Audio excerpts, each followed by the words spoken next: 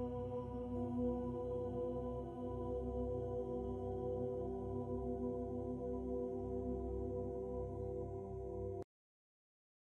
that you're playing? Yeah, it's good now. We're on there now. Thank you.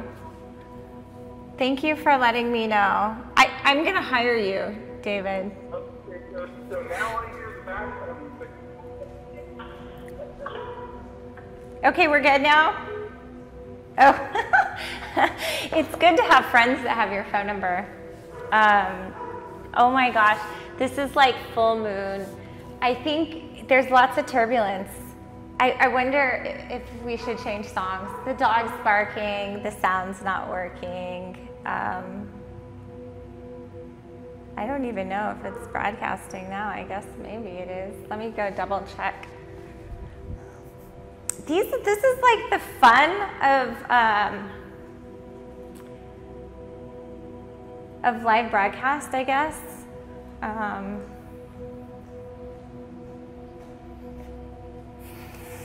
Let me see something. Yeah, it's working now.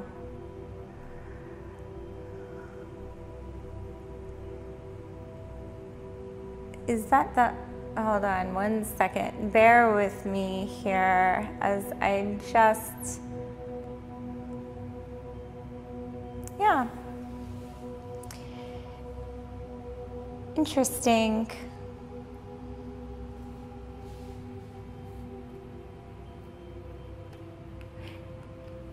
So this is all recording and archiving. Tonight was kind of a lot of technical difficulties for some reason. I'm not sure. Not sure.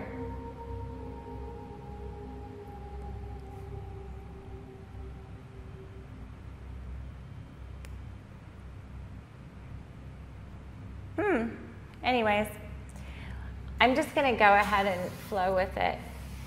And maybe this means sometimes when there's turbulence, you just gotta take a breath and see, you know, what's going on here. So I actually, before we start the tutorial on sun salutation, and I think let's just take a breath. And I start every class with a breath. So you can sit in Sukhasana, and I'm gonna show you Sukhasana because last night I didn't. And if you have any rounding in your back, and she doesn't, but I'm gonna give her a blanket anyways, because I think whenever we sit for long periods of time, it's a good idea to sit up propped up on blankets. So really, I always start every class in Sukhasana. And Sukhasana is easy sitting pose. I know, sorry, my feet are kind of dirty from walking around. It is what it is. So, and I brought blocks just in case, because I'm gonna show if you happen to need these at home. So really basic stuff here, but super important. So you wanna start in an easy sitting position. I always start in Dandasana. So this is Dandasana, hands to your side. And then I take your non-dominant foot. So if you're right-handed, put your left foot over your right foot. And if you're left-handed, the other way. And this is really so you can remember which one is your dominant leg and which one you always do first so that you can switch them later. And then you just fold your legs in. So let me show you. Yep, just like that. Crisscross applesauce. Crisscross applesauce, kind of. But you want to position your legs so that your ankles and your feet are supporting your shins. And you can move your legs, yeah, and bring them a little closer. More. So your ankles and your feet are supporting your knees and your shin bones. And if you, I have these blocks here because if you're at home, and this is basically a tutorial on how to sit for meditation, since we did a spontaneous meditation last night. So you can put blocks under your knees. And she doesn't need them, but you can put them here. Go ahead and rest. You can push those to the side. And now, just like we did last night, sitting up in Sukhasana, sitting up straight, you can close your eyes here. Palms resting on the knees. Palms up or palms down. Try it both ways, see what you like better. And I think with the turbulence of the night, with all my technical difficulties, I'm gonna go palms down. Now, what's the difference? Well, you can try it both ways and see what you like better. Or I find that when your palms are down, it's kind of more grounding, right? You know, I had all these technical difficulties tonight, all this turbulence surrounding me, so I'm gonna go palms down. When I'm in a receptive state where I want to, you know, kind of open my crown chakra, maybe see what kind of inspiration I can get, what kind of guidance I can get from my, you know, higher intuition or whatever, palms up, okay, when you're listening. When you're listening in meditation and when you're grounding. So try it both ways, see what you like better. What about you? What do you like better? Right. I'm definitely going. Yeah, so usually I do palms up, but tonight I'm going to do palms down so we can kind of ground from my interesting start of the night. So sitting in Sukhasana, eyes closed, going to that state of observation, watching our breath, watching the inhale and the exhale, noticing the quality, the smoothness, the length of the breath.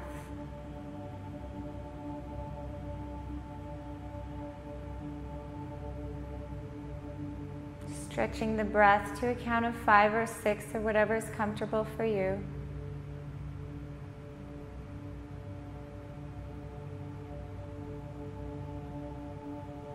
And you can visualize the breath as a white light, maybe a white golden light, moving up from the base of your spine to the crown of your head on inhale.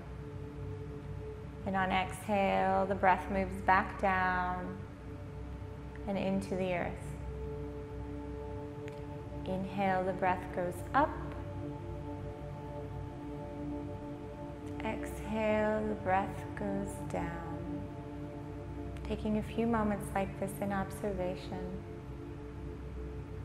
Eyes closed.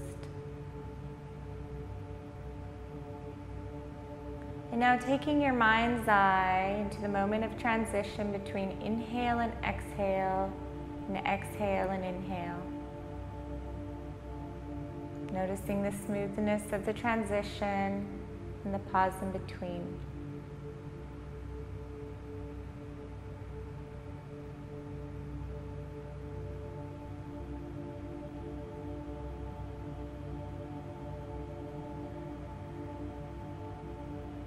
And on your next inhalation, gently opening your eyes.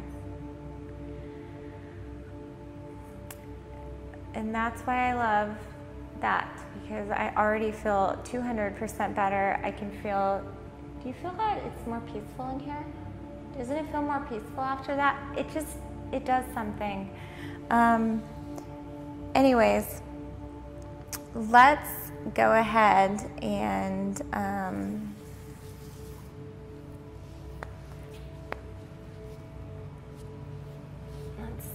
let's go ahead and move this blanket out of the way. And why don't you come to standing in Samastitihi. Bring those 2 blocks over here. Samastitihi at the front of your mat. Now Samastitihi is the starting point for this way. Yeah, at the front of your mat. It's the starting point for sun salutations. there's several different samasthitihis. There's a standing samasthitihi, there's a sitting, but it's the starting point, it's the 0 point, the point we move from and return to in all postures. So what's amazing about it is that to do samasthitihi, right, to stand upright in your power, is incredibly difficult. It seems easy, right? Samasthitihi, an easy posture, but it's actually very challenging. And don't do anything I've already taught you. Stand normally like you would if I wasn't watching. So, well, not quite like that.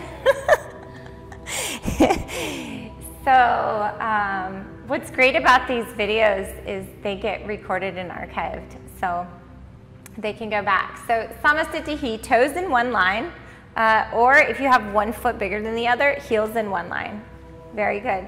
And you can bring your legs, your feet together, but I like to say bring your feet to where it's comfortable. I think you can, do you feel more comfortable with your feet apart? I think you can bring your... I feel like I want to bring them like... Okay, well what I'm gonna do is put a block in between them anyways. As a matter of fact, let's go ahead and put this one up as high as you can between your legs. So we're really working on samasthitihi here. It's really to stand upright in your power, right? So toes in one line or heels in one line if one foot's bigger than the other. And you want to try to make sure that your second toe is in line with the middle of your heel. And if you just try this, you'll find how challenging it really is. So, yeah. And then knee in line with the second toe. And I put this block in between Morgan's legs so that she could feel her upper inner thighs. A lot of the times when we stand, most people tend to externally rotate their thighs. Their feet point out and their thighs externally rotate, which she tends to do. So putting a block there will help her lift her inner thighs up, which will release her groins so that she can take her upper inner thighs back and get really on top of her legs. So you want this femur bone to point straight forward. It seems easy, but it's really not. So really we're working with, I think, from the feet all the way up to here is Muladhara chakra. So this is really how you, going back to it being holistic, treating the Annamaya kosha, the physical body, and the Pranamaya kosha, the energetic body. How we stand and how energy moves through our body is going to affect all of those. So getting your legs in neutral, your feet in neutral is really going to affect your Muladhara chakra, your base chakra. And we'll go into chakras later too. So now I want you to focus on putting the weight even on the four corners of your feet. So your inner heels, your outer heels, your big toe, your little toe. And I want you to energetically pull your outer ankles toward the block. Press your inner heels into the mat. And now contract your thighs, lift your kneecaps up. Very good. Get that block to zip up and back. So the block zips up and back, but the knee stays in line with the second toe. Don't do it with here. And you can relax. Don't try to work too hard. Now this is where the fun gets in. Thighs lift, upper inner thighs go back, pressing through the inner heel. Pressing through the inner heel will help release your upper inner thigh back. So I like to teach this. This is, can you turn to the front? And the projector is going to be in her face, but that's okay. I like to teach this. This is where Muladhara chakra meets the Svadhisthana, the pelvic chakra, right? We tend to, when we stand tilted forward. A lot of us as females, and some men do this too. And so I like to teach the pelvis here. Take the base knuckles of your thumbs and put them on your frontal pelvic bones, right? And then take your index fingers, find your pubic bone. Very good. And you'll notice that that makes a triangle, an inverted triangle, okay? The inverted triangle happens to be the symbol of water and the symbol of the divine feminine. So this is where we carry our feminine energy, whether you're male or female. And so for that to be tilted forward, right? Reaching into the future, being anxious about the future, or tucked so that the pubic bone isn't on one plane. So you're like, right? It's a metaphor for being upright in the moment. So you want your pelvis to be upright, and it's not easy. Try it. So what you're doing, you're taking your pubic bone and your two frontal pelvic bones, that triangle, and you're putting them on one plane so that they're upright. And anybody can do this, okay? But to do that, you lift on these frontal pelvic bones, shift your butt flesh to your heels, and take this block back so that the four sides, the front, the back, the outer, the inner thigh lifts evenly, okay? And so there's a balancing, there's a sandwiching action here of this lifting and your butt shifting and your upper inner thighs going back. Is that easy? No. Now, this is your root. This is your root, guys. This is your root. This is how you find your root. So again, find the four corners of your feet, press through your big toe, little toe, inner heel, outer heel. Outer ankles come toward the block. Inner heel presses down through the mat. You're finding a neutral pelvis, lifting on your frontal pelvic bones, shifting your butt flesh to your heel, and taking the upper inner thighs back. Very good. This is your root. Now, from here, taking your pinkies and putting them on your frontal pelvic bones. And take your thumbs and put them on your lower ribs. This is your Manipura or solar plexus chakra. This is your male energy. You want it to stack right over your female energy. You don't want it to jut out, so go ahead and jut that out.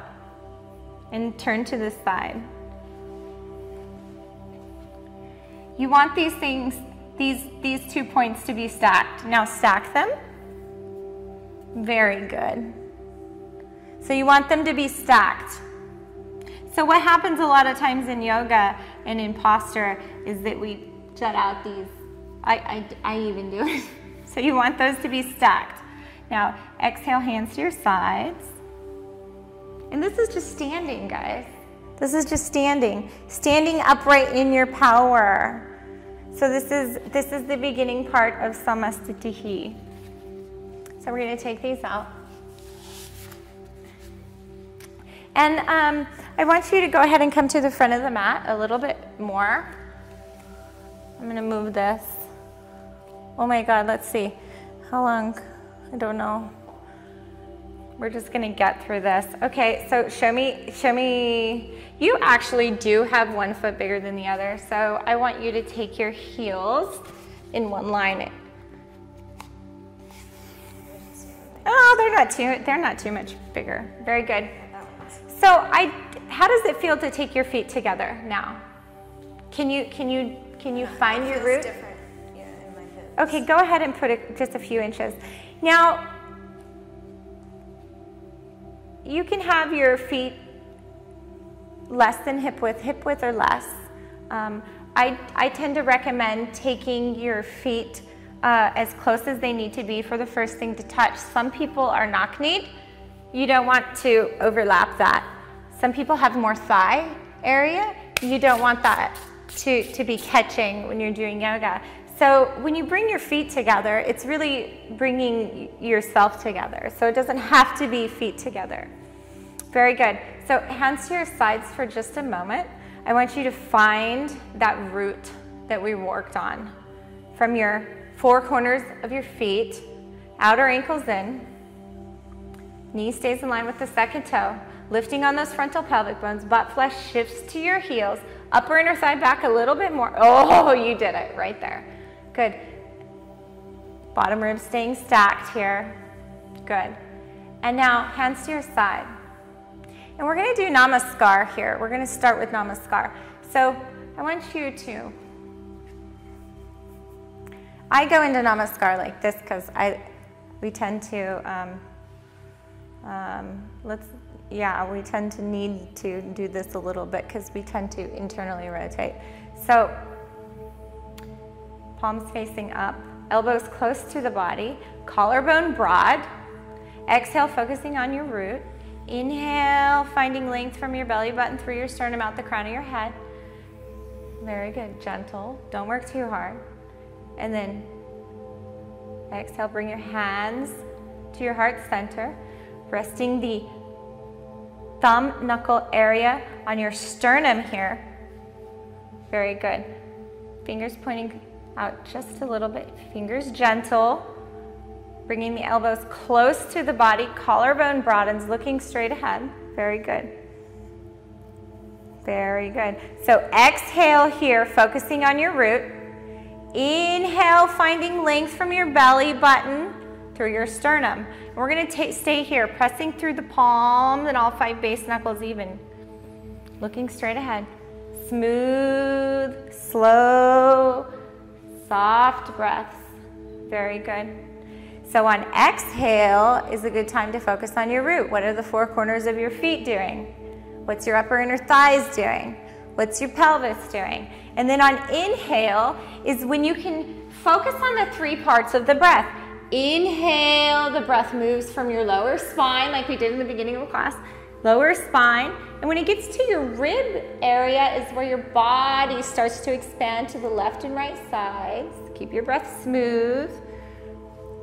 Very good. And when the breath gets to your upper back area, that's when you can start trying to get that rotation, that coiling of the upper back, tips of the shoulder area moving into the front part of the body. Collarbone broadens, power center stays strong. You're not letting those bottom ribs jut out, right? Very good. And the coil goes out the crown of your head. And now, when you exhale here, keeping all of that height, you let the breath move down your body through your heels. And then inhale from your inner heel. Inner heel, the energy travels up into your frontal pelvic bones, through your spine, out the crown of your head, and exhale down, focus on your root. Very good. Now, relaxing here with about 50% effort now. Closing your eyes, smoothing your breath, going to that place we went at the beginning of the class. Very good. And on your next exhalation, coordinating movement with the breath, let your hands come to your sides. Fingers pointing straight down, gently reaching down to the floor like you want to touch the ground. Eyes open. One more breath here. Inhale here. Exhale everything. Good. And on your next inhalation, I hope you guys can see me. On your next inhalation, I want you to turn out from your armpits and bring your fingertips in line with your shoulder heads. Now, fingertips in line with the shoulder heads. Palms broad to the ceiling. So it's really important here to be in line with the shoulder heads, not behind the shoulders or not in front of the shoulders. Okay, so reaching out through your fingertips like you want to touch either wall on either side of you. Pretending like there's a shelf here. Muscles hugging the bone like you're pressing down on that shelf and reaching out.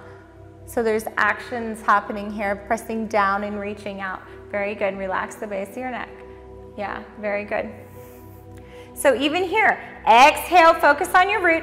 Inhale, find length through your spine. When the breath gets to your upper back, the tips of your shoulder blades help the sternum to lift up out of the chest, to open your heart. Very good. And on your next exhale, keeping your upper arms where they're at, turn your palms, just your palms slowly, coordinating the movement with the breath. Turn them face down. My arms are like tingling. Are they tingling? Okay, good. One more breath here. And then exhale, hands to your sides. I like to do that before I start. Very good. So I had decided that to break down Surya Namaskar over a series of, I don't know, many tutorials, because there really is a lot to cover in just this. So let's do it one more time.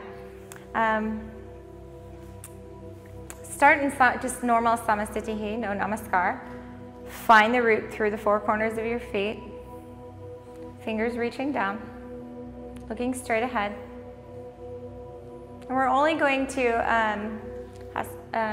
Utthita Hastasana in Tadasana, which is hands overhead, palms facing each other, because as you can see, there's a lifetime of work in sun salutations, and this is just the very beginning. But standing upright in your power does take a lot of power, so go ahead. Good. Looking straight ahead. One more cleansing breath. Exhale. Gentle breath. And turning out from your armpits, bring your hands all the way up so that the palms are facing each other. And the palms are shoulder width apart at this point. Very good. And now, you only want to take your arms back as far as they will go, that your arms will stay super straight. I'm going to give her this block. Your arms will stay super straight and the base of your neck will stay relaxed. Don't take your arms so far back that it causes all of this to fall apart. So return back to your root and fix this foot. You tend to externally rotate your right leg, but you know that. Yeah, you need to work with me some more. Very good. And this isn't easy stuff. This is tough. So this whole business of taking your arms all the way back so that your upper arms are near your ears is no bueno, because it causes so much distortion in your trapezius muscle, in your arms coming out of the socket. No, just take them to where it's comfortable. So take them, the arms can stay in the socket, the base of your neck can stay going down your spine, and you can maintain your neutral pelvis and the bottom ribs stacked over the frontal pelvic bones. So gently pressing into the block with all 5 base knuckles and the palm of your hand evenly. We tend to favor one side of the hand over the other. Is this hard? Good. Good. I didn't mean good. Oh, so inhale here. So even here, what tends to happen is shift your butt flesh to your heels, lifting on your frontal pelvic bones, upper inner thighs behind you. Okay, that's your root, that's your exhale. And then on inhale, that breath that moves from gets to about your kidney area is where we tend to fall. So you want to keep the back ribs rising just as much as the front ribs when you do this posture. You don't want to do this. You want to do that so that this part stays lifted. Made it 10 times harder, didn't it? Okay, and on your next exhale, gently, slowly bringing the block down, coordinating the movement with the breath. Always coordinating the movement with the breath.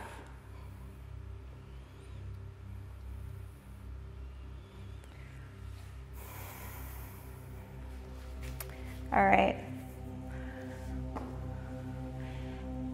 Okay, Samastitihi. Actually, let's do this. We're going to do just a few body breath movement. That was like a sliver of the first part of sun salutation. We've been broadcasting for a while, and good thing this will be archived. So Samastiti in Namaskar. Looking straight ahead, fingers together, elbows close to the body. Find the root, big toe, little toe, inner heel, outer heel, 4 corners of your feet. Very good. Outer ankles energetically hug in, inner heels pressing down. Good, contracting the fronts of the thighs, kneecaps lift, upper inner thighs go back. Yes, you did it. Very good.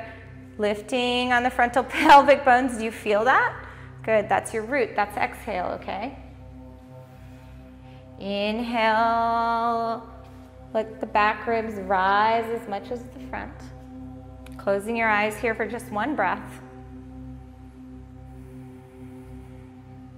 Good. And on your next exhalation, slowly letting the hands come to the sides, reaching down with your fingertips, very softly and gently, but allowing that downward reaching of your fingertips to help broaden your collarbone. Staying strong in your power center. Strong. Collarbones broad. Looking straight ahead. We're going to just do a few movements here. Now, inhale, turning out from the armpits, big wide circle. Stretching the breath, stretching the movement. And then exhale, hands come down. We're going to do that a couple times, coordinating the movement with the breath. Yep. Take a recovery breath. And on your next inhale, let's do that one more time. Inhale, big wide circle. Stretching the movement and the breath, making the movement last as long as the breath.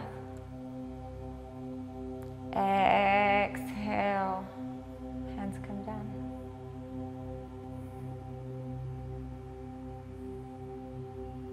Very good. One more time. Inhale, hands up.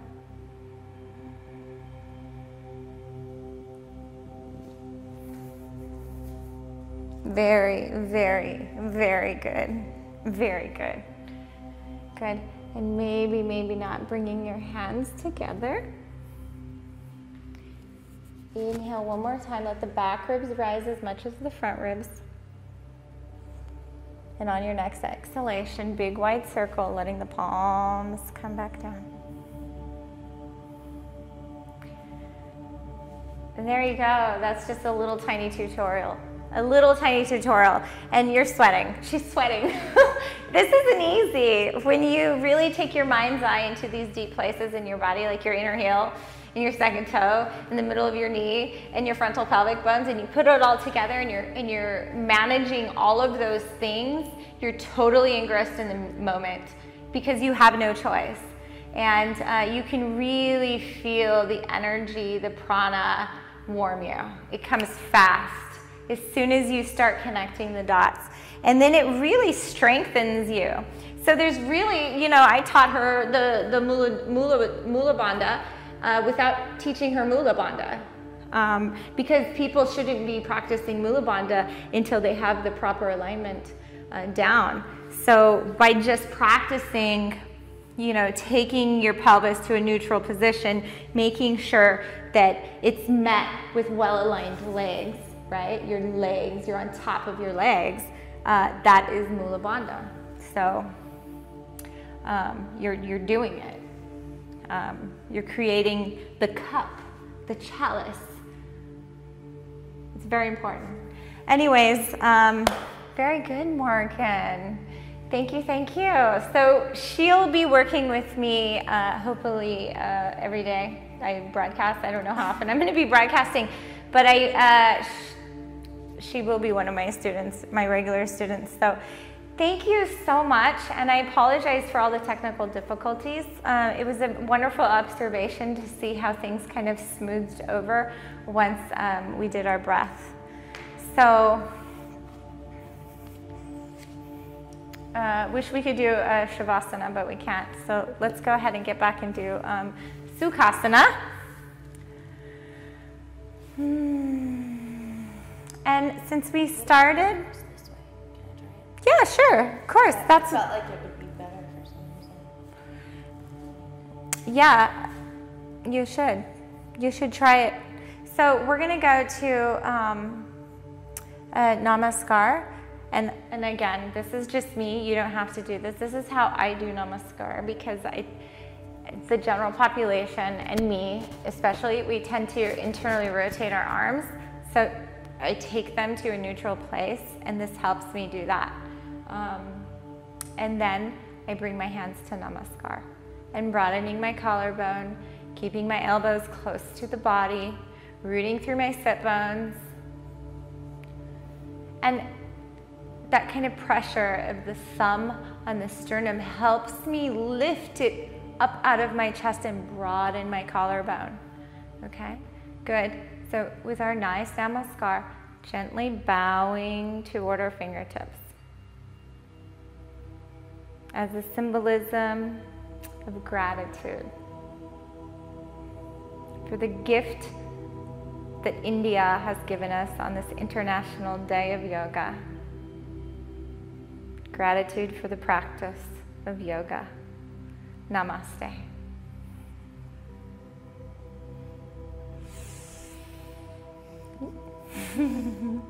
Anyways, I'm going to end broadcast. Thank you.